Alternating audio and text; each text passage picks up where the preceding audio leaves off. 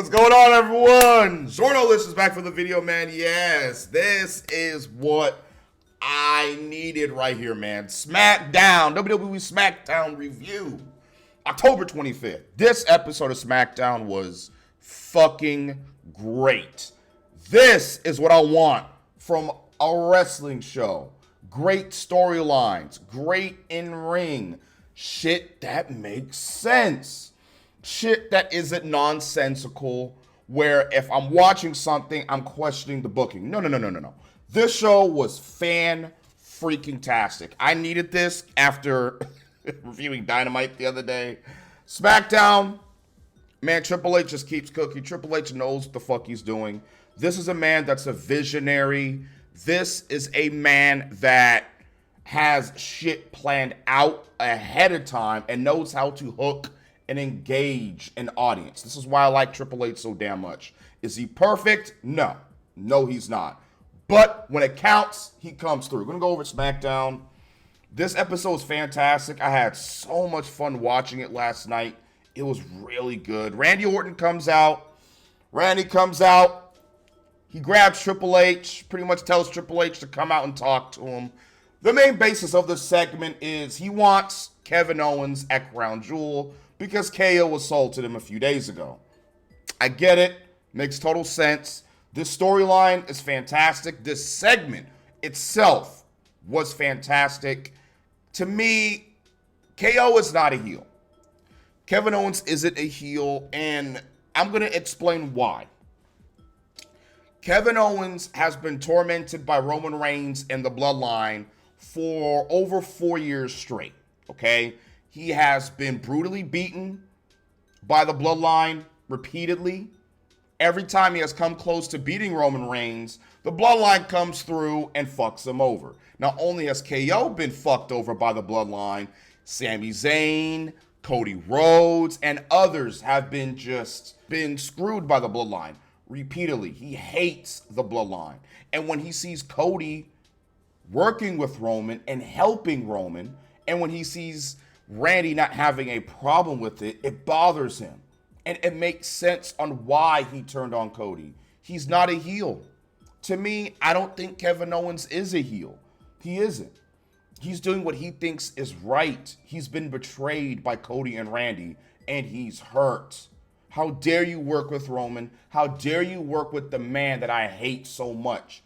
You betrayed me. And to be honest with you, that's what makes the story so good. It's like a misunderstanding between Cody and between Randy and KO. He calls Triple H out. He tells Triple H, I want to kick his ass. Triple H says, no, I'm not going to allow you to face KO at Crown Jewel because I don't want your health to get worse, so you're forced to retire. I am not protecting Kevin Owens. I am trying to protect you. Randy tells Triple H, in probably one of his greatest promos ever, that, hey, you had your career taken away from you. If you were in my shoes and you let KO beat the shit out of you like that, will you just sit by and let it ride, or will you settle it in the ring? Triple H then gives Randy Orton his match at Crown Jewel, and then he kind of hypes KO and starts saying, just to let you know, there's something off with KO. Something's not right. Just watch your back at all times. From this moment forward, I suggest you protect yourself at all times. Great segment. Incredible segment to open up SmackDown, man. I'm already hooked. You see, what you look at that. You open up SmackDown with a great segment that is rich with story. You're invested and you give a shit about what's going on, man. And then we get to the worst part of the show. Well, you thought I was just going to glaze WWE? No, this episode was really good, but there's some issues I have with it. We get to Melo and Andrade, Game 7 time. I think this feud has been cooking. This feud has elevated both of these guys to another level. I think Andrade has gotten over well with the audience. I was afraid that they weren't really going to vibe with him, but him putting on banger after banger with Melo every week, building their stock, and it's real easy. You don't need a deep explanation as to why they don't like each other. They just don't like each other. Melo's a cocky asshole. He's a cocky young upstart who wants to prove himself. Andrade is a seasoned vet who thinks he deserves a shot at gold. and they clash. Simple as that. They just don't like each other, and that's fine. A problem I have with this is LA Knight being the special guest referee. Minute that happened, I was like, okay, yeah, this is relating to a triple threat. He comes out, he's refereeing the match. I gotta say, Andrade's entrance is fucking fire. Def Rebel, you actually gave him a decent theme, and it's the presentation. Yet another thing that the other promotion isn't doing well is presentation. These guys look like stars. The music is great. The entrance is fantastic. The graphics, the smoke. You look at these guys and you're like, yeah, these guys are fucking superstars. I love it. LA Knight is reffing the match, and I love LA Knight. He's one of my favorite wrestlers. But why does he have the vest and championship on? At least make him look somewhat serious. Match was fine. I mean, he was counting. I think he was counting him out one time, and the crowd kept saying, yeah. And the WWE fans counting along with our... I liked it. I was kind of feeling it until Knight just beats the shit out of him. BFTs both and ends the match. I'm like, okay, what the hell's going on here? These guys have had a great 6-match game series. It's been fantastic. And we conclude it with LA Knight just saying, fuck it, and just taking these niggas out? Are you serious? Thankfully, this leads to something later down the line, and I'm happy about that. But I'm like, we could have done this better. These guys have fucking killed it these past few weeks with these, best of 7, and we end it in such a lackluster way. We could have done better. We could have done better. We then cut to Tiffy time. My girl Tiffany Stratton fucking around with Nia Jax still. Can we have her cash in already? I'm tired of this. I'm tired of it. Thank God you guys got Pretty Deadly the hell away from these people. But I'm ready. She should have cashed in that Bad Blood. I don't mind Nia as champion. I think she's had a decent reign. This is the best version of Nia Jax that we have gotten, period. Triple H has finally figured out how to book this woman. And she has been great in her role. She has been a big mega monster heel. Her beating Bayley, and I love Bayley, but her beating Bayley was the right call. She's talking to Tiffy time about handling Naomi. Tiffy says, I'll handle it. But no, I want Candice, since Candice pinned Bayley last week. She is seemingly undermining Tiffany. And she's starting to rely on other people besides her best friend. Pinned Bayley. Something you haven't done, have you? This is obviously leading to Tiffany turning on Nia. She's feeling like she's being replaced. She's feeling like she's just not as important as she should be to Nia. They're supposed to be friends. I don't mind where this is going. I would not have the cash-in happen at Crown Jewel. I would have the cash-in happen at Survivor Series. I think we're definitely getting Women's War Games match, and I will put Tiffany and Nia in the Women's War Games match, or have Nia versus Charlotte at Survivor Series and have Tiffany cash in then. That's what we're leading to. Okay, cool. We get Nia versus Candice LeRae. Knight is confronted by Aldis. Aldis says, what the hell do you think you're doing? Knight says, I'm doing whatever the hell I want to do. Aldis is like, okay, nigga, since you think you slick, you are going to be put in a match, triple threat, against Melo and Andrade at Crown Jewel. Now, you want to make yourself the center of attention? You got both of those guys in a triple threat match at Crown Jewel. Have fun. Love it.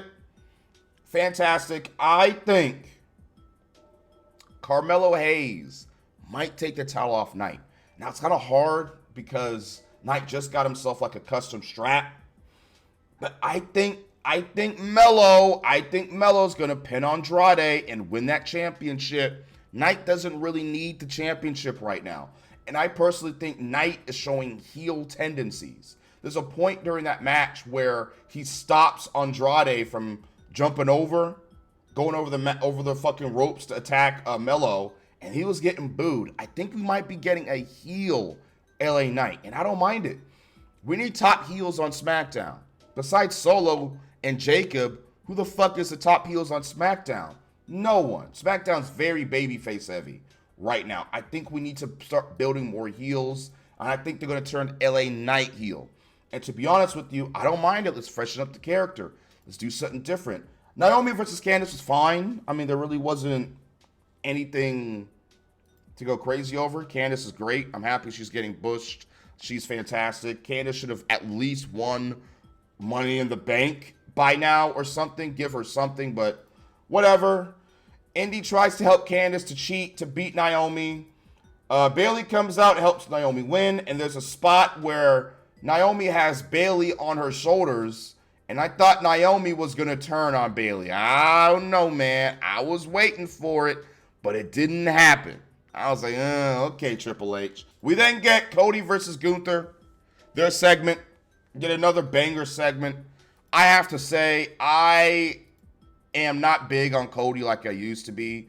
When he won the title at WrestleMania, his reign has been very mediocre. I know he was never going to live up to the fucking incredible stuff that Roman was doing with his reign. I get it. But he really hasn't had a storyline to where I can sink my teeth into and get invested in Cody. Now he's starting to develop said storyline. It's because they've had him in the Bloodline vortex since WrestleMania. I'm tired of it. The only time he should be interacting with the Bloodline is when he faces The Rock, hopefully at SummerSlam next year. Gunther interrupts his entrance. It was fucking hilarious. He comes out. Rude. Gunther is great on the mic. Gunther is fantastic. I love Gunther, man. Gunther is quite possibly my favorite heel in all of wrestling. This dude has got it. He is such an evil slime dog. Like, he's slimy and he knows how to make it hurt with the digs. I love it. He schooled Cody Rhodes in this promo. He cooked his ass. I mean, Cody's reign, I don't know. We need something major to happen. I have been saying for a while that when they do Cody Rhodes versus Randy Orton, I have Randy take the title off Cody, and I have him chase to like Elimination Chamber or whatever, get the title back and face Rock at Mania, or maybe get the title back at Mania. Maybe he loses it at Saturday Night Main Event and wins it back at WrestleMania. That way we get Roman versus Rock, and that way everyone is satisfied. I think that's where we're going. I think so. Again, it's very unpredictable right now. Yet another thing that I'm liking about Triple H's booking is you can't really predict where we're heading, and I really don't mind that. I actually kind of like it. Promo's over. Cody attacks Gunther. Kaiser comes through. Randy saves Cody. We get a tag match set for next week between Imperium and Randy and Cody. I think this is where Vinci comes back. Giovanni Vinci, the buried one. Yeah, where is Vinci? He's been in catering this entire time. I think Vinci comes back and costs Gunther and Kaiser the match, starting a new storyline for Vinci and Imperium, and that will lead into Kevin Owens costing Cody Rhodes the title, the stupid fucking Crown Jewel Championship, 40,000 karat gold. No one gives a fuck about that belt. It's garbage. The belt means nothing. They're fighting for nothing. They're just fighting for bragging rights. Kevin Owens is going to cost Cody Rhodes the match, and that's going to lead us into Survivor Series. And I think we're getting Cody versus Kevin Owens at Survivor Series. I think that is where we're heading. We then see all of the women in the tag team division. I don't care about the women's tag team division. It's fucking mid at best.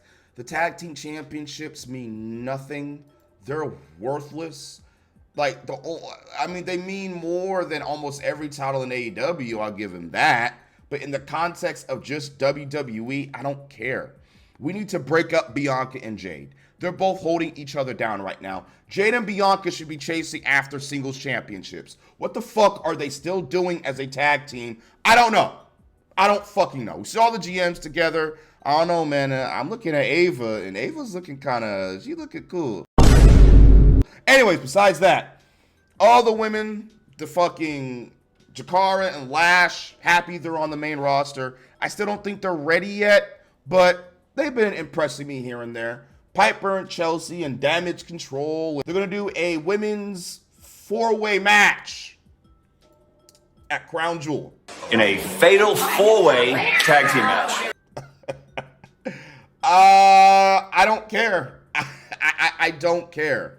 I'm assuming Io and Kairi are going to win the tag titles, and then that's going to cause a rift between Bianca and Jade. That's what I'm hoping for. Other than that, maybe Jakara and Lash could win the titles. I could care less. I don't care. Get rid of those tag team championships, throw them in acid, and introduce a women's intercontinental and United States championship for each brand. It's exactly what the fuck we need to be doing. Screw those tag titles. We get DIY versus the Motor City Machine Guns. Fantastic match. Love it. It was great. Great in-ring style, man. DIY, man, I feel sorry for them. They've just been shafted ever since they came to the main roster. They can't really find anything to really allow the audience to get attached to them. The theme song sucks as Def Rebel AI garbage. Wait, maybe they think the odds are better. They're not really interesting right now. They're great in ring, and the people like them because of their in-ring work, but they won the tag titles and immediately dropped it to the Bloodline. Like what, a few weeks later? Come on, man. I feel bad for DIY. So the Machine Guns win.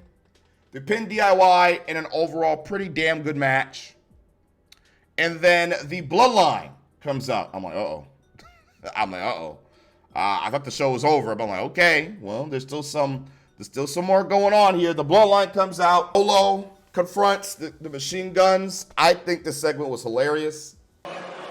You want to make an impact for yourself. And Solo makes fun of him. Solo, being the dastardly heel, makes the Machine Guns agreed to a championship match the same night. Like literally right after they had a match with DIY. They're jumping into the tag team championship match because they're the number one contenders. Nick Aldis says no. The Machine Guns say yes. You see, Tony Khan,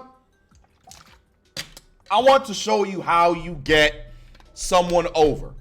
This is how you get someone the fuck over. The Machine Guns are new to the brand. People are starting to slowly warm up to them, but Triple H is a fucking genius.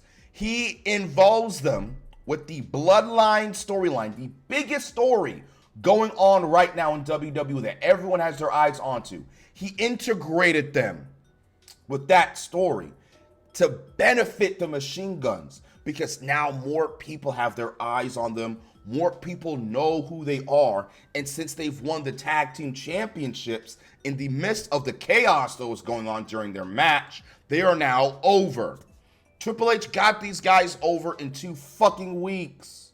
It's not that hard, dude. It's not hard. They beat the Tongans thanks to interference from Roman, Jimmy, and Jay. They're the new tag team champions. It's fantastic. Absolutely chaotic, incredible ending. Had everything you can ever want. Jimmy and Jay reunite. They make peace. The Usos are back together with Roman in the background, sad and obviously feeling regret. He more likely sees the love of the Usos and says, man, I tried to break this shit up. It's going to be an interesting path or road to see Roman Reigns gain Jay's respect and forgiveness. I'm interested to see where we go.